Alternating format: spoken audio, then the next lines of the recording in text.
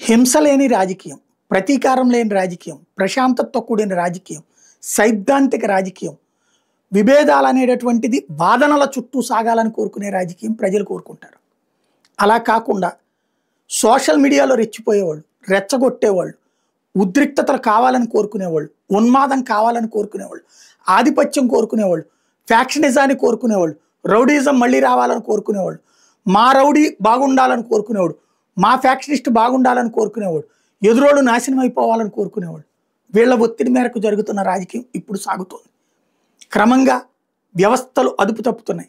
ప్రభుత్వ యంత్రాంగం పనిచేయాలంటే ఖచ్చితంగా అధికార పక్షపు తొత్తుగా పనిచేయాలి. అదే సందర్భంలో ప్రజలు అధికార పక్షానికి బానిసలైతే మాత్రమే పని జరుగుతుంది. ఈ ధోరణి సరైంది కాదు.